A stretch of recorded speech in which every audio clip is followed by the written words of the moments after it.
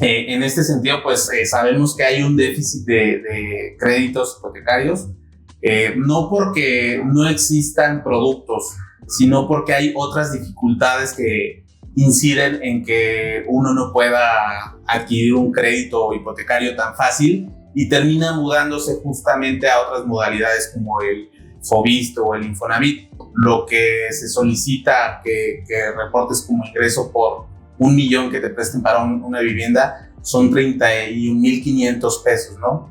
En ese sentido, pues, obviamente esto puede ser un ingreso familiar, pero pues estamos hablando de que esa es nuestra primera barrera, ¿no?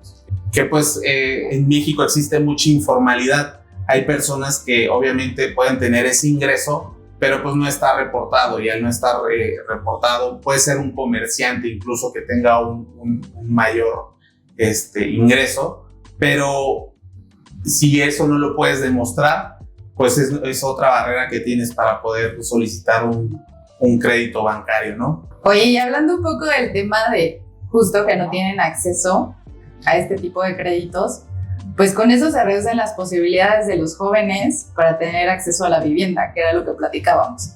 O sea, en promedio, pues el 60% de los jóvenes no tienen acceso a este tipo de créditos y pues evidentemente no tienes acceso a comprar una vivienda.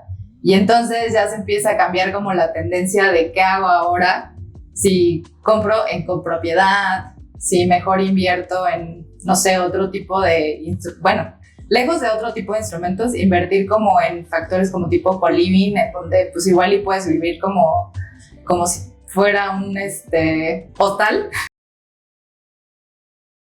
Hola, buenas tardes, ¿cómo están? Nos encontramos en un nuevo capítulo de La Nota Inmobiliaria. ¿Cómo estás, Yuri? Muy bien, Juan. Otra vez. Nos vemos por acá. El capítulo pasado hablamos un poco del tema de la reforma a la ley del Infonavit y pues de los precios de por metro cuadrado en las grandes ciudades, ¿no? En este capítulo pues les vamos a hablar un poquito de los créditos hipotecarios, de cuál es la dificultad para obtener uno, y también del acceso a la vivienda para jóvenes, que tiene mucho que ver, ¿no? En este sentido, pues sabemos que hay un déficit de créditos hipotecarios, no porque no existan productos, sino porque hay otras dificultades que inciden en que uno no pueda adquirir un crédito hipotecario tan fácil y termina mudándose justamente a otras modalidades como el Foviste o el Infonavit. Pero bueno, pues para hablar un poquito de números, generalmente los bancos tienen pues ya muy estructurado esto de que por cada millón que pides se pagan 10,000 pesos, y obviamente pues te piden un aforo del 3-1, o sea que tú tengas un ingreso pues por lo menos del 3-1 de lo que vas a estar pagando, y es decir, en este sentido, en promedio lo que se solicita que reportes como ingreso por 1 millón que te presten para una vivienda son 31,500 pesos, ¿no?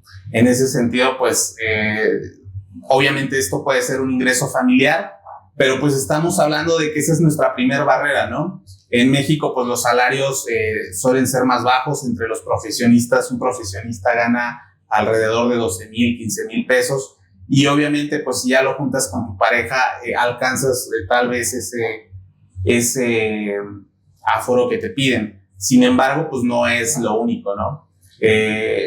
Otra de las cosas que hay que tomar en cuenta, pues son distintos tipos de barrera, como que pues en México existe mucha informalidad. Hay personas que obviamente pueden tener ese ingreso, pero pues no está reportado, y al no estar reportado puede ser un comerciante incluso que tenga un mayor ingreso, pero si eso no lo puedes demostrar, pues es otra barrera que tienes para poder solicitar un crédito bancario, ¿no? Bueno, eso es entre otras cosas. Otra cosa es el historial crediticio que tú tengas, y obviamente si tú eres un joven de 25, 26 años que te quieres hacer de una casa y quieres pedir un crédito hipotecario, a lo mejor no tienes ese historial necesario para poder solicitar un crédito, ¿no? Esa es otra de las barreras que tenemos. Y bueno, también las tasas de interés, que bueno, las tasas de interés han venido un poquito a la baja. Sin embargo, cuando ya le sumamos las cosas como el costo anual total, el CAT, el famoso CAT, pues ya las tasas se vuelven un poquito más altas, ¿no? Estamos hablando de que pues la mejor tasa pues que al mes de agosto se reporta está entre el 9.1, 9.15 y el 10.20 en bancos como MIFEL, como BBVA o como HSBC, y tenemos otros bancos pues que están por arriba, que están entre el 10.5, 12%, y cuando ya le sumamos ese CAP, son créditos que terminan con una tasa entre el 12 y el 15%, y además pues hay que tomar en cuenta que se tiene que pagar el enganche de la casa, ¿no? Te piden por lo menos el 20% de enganche, debes de contar con ese primer recurso, y ya a partir del precio de que tiene la casa, pues eso se vuelve otra barrera, ¿no? No es lo mismo que pues si quieres una casa, por ejemplo en Ciudad de México, los departamentos ya no están por debajo del 1.5 millones, entonces pues imaginémonos qué ingreso debemos tener, ¿no? Debemos de tener un ingreso pues superior a los 40,000 pesos, ¿no? En ese sentido, pues muy poquitas personas pueden tener acceso a ese tipo de créditos. Insisto, no es porque no existan, porque todos los bancos lo tienen, y algunas otras instituciones financieras que no son propiamente bancos, también lo tienen. Lo que lo vuelve difícil de acceder, pues justamente son todas estas barreras que comentamos, ¿no? Sí, claro, o sea, hablando como del tema de tasas de interés, como bien dices, México realmente no tiene tan malas tasas de interés, digo, por el tema económico en el que se encuentra, pero aunque ahorita están bajando las tasas, o Banco de México baja su tasa objetivo, los bancos se tardan un poco en bajarlas realmente. Entonces, aunque la tasa objetivo ya esté en el 7%, tú dices, bueno, es que la tasa o el CAT está por ahí del 12% o 13%. ¿Por qué pasa esto? Porque finalmente un banco depende de su fondeo para poder bajar una tasa de interés, depende de sus políticas, y también depende de que este tipo de proyecciones que ellos hacen es más de largo plazo. O sea, no la puedes comparar las tasas de los créditos hipotecarios, que son de largo plazo, con una tasa objetivo en el corto plazo, por el nivel también de riesgo que puede representar. Entonces están un poco más ligadas, por ejemplo, a las tasas de los bonos, que esas son ahorita pues, por lo menos entre 8 y 9%, ¿no? Entonces, si comparamos este tipo de factores, pues aunque vaya bajando la tasa, pues los créditos hipotecarios todavía se tardan un poco en hacer ese efecto, porque no se mueve de la misma manera, ¿no? Y sin embargo, en muchos lados, o sea, por ejemplo en Estados Unidos, en donde su nivel de inflación ha sido más alto, o sea, en Estados Unidos para ellos las tasas de interés sí son altas, o sea, en comparación con las nuestras. Y por eso Trump pelea tanto porque la Fed baje las tasas de interés, ¿no? Porque al final lo que le interesa es que se reactive y que haya mayor movimiento, porque incluso en Estados Unidos el problema que tienen es que no están logrando absorber todas las propiedades que realmente se tienen en el mercado, ¿no? Entonces, el tema de los créditos sí es súper importante, porque pues cuántas crisis inmobiliarias no hemos visto, sí, y no solo en Estados Unidos, o sea, en muchos países, ¿no? Y es parte de un factor como relevante e importante que mueve precisamente a la economía. Correcto. Ahorita que mencionabas que en México pues las tasas de interés no son tan altas, fíjate que estaría bueno hacer un análisis de qué otros países. Yo hace 2 años, 3 años fui a Guatemala y las tasas de interés eran todavía más bajas que en México. Entonces me sorprendió mucho que las tasas en ese momento estaban por debajo de las de México. Es que depende mucho como el factor económico, ¿no? Porque, por ejemplo, en Estados Unidos, bueno, acá traemos una tasa del 7%, allá traen unas tasas del 4%, pero para ellos eso ya es altísimo por su tipo de economía. Sí, exacto. Pero y yo creo que seguramente pasa lo que pasa en México, que pues muchos extranjeros lo ven atractivo y terminan invirtiendo en ese tipo de países donde las tasas son más accesibles, ¿no? Sí, bueno, y aparte se hace el cambio ahora sí que el tipo de cambio, la conversión, exactamente. Pues sí, involucra todo eso, pero en general, O sea, creo que en México, como bien dices, no solo hay bancos, sino también hay SOFOMS y otro tipo de instituciones que te pueden dar un crédito, pero aún así sigue siendo difícil quizás por el tema ingresos.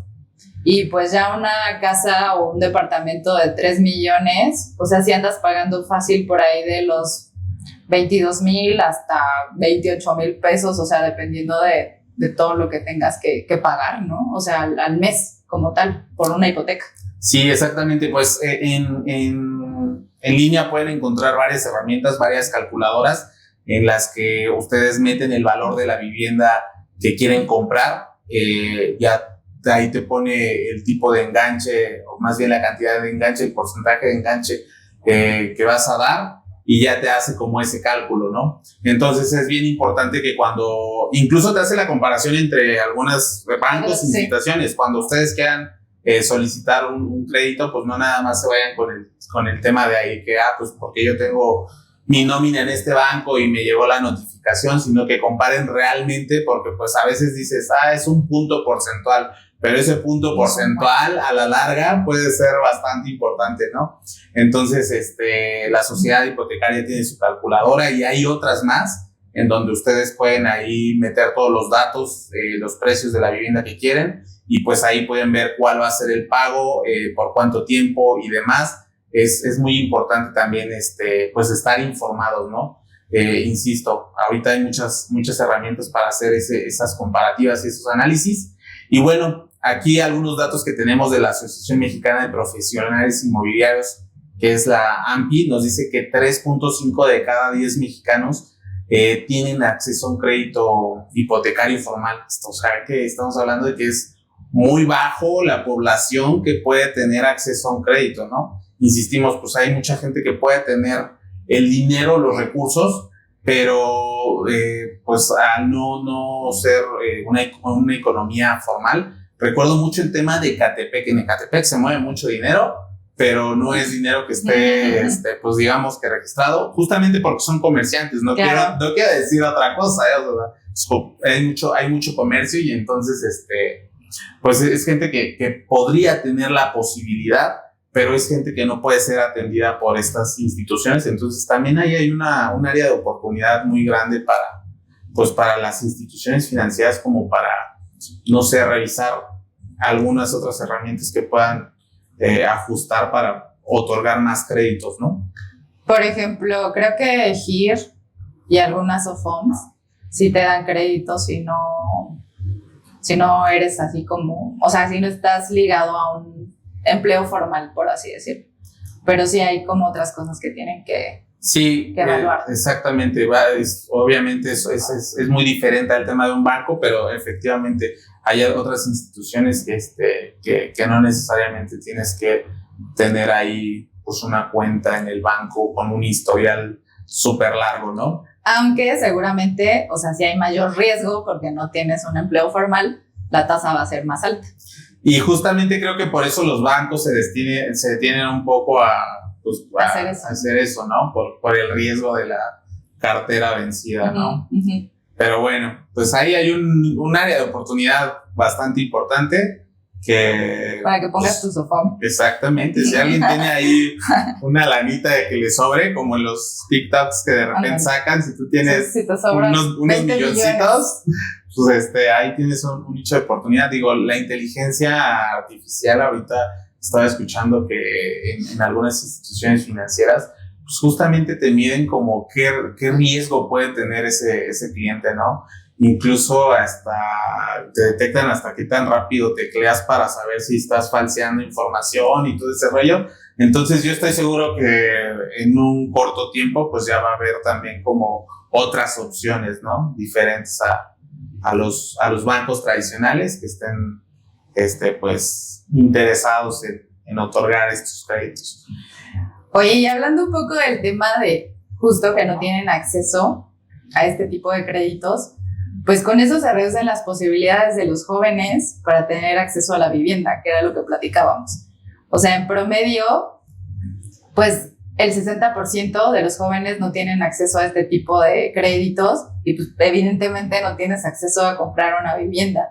Y entonces ya se empieza a cambiar como la tendencia de qué hago ahora, si compro en copropiedad, si mejor invierto en, no sé, otro tipo de, bueno, lejos de otro tipo de instrumentos, invertir como en factores como tipo co-living, en donde pues igual y puedes vivir como si fuera un hostal, en donde pueden ahí como convivir, no sé, 20 personas casi, pero eso yo creo que sí hace que se vuelva un factor como aún más o de riesgo para los jóvenes. Yo no sé ahí cómo ves ese tema de que ya es muy difícil adquirir una vivienda si no tienes todos esos recursos. Sí, definitivamente, o sea, yo tengo 38 años y definitivamente pues a los 30 años que ya no eres tan joven y no se diga para abajo, pues es muy difícil, ¿no? O sea, realmente, como te decía, crear un historial crediticio pues no está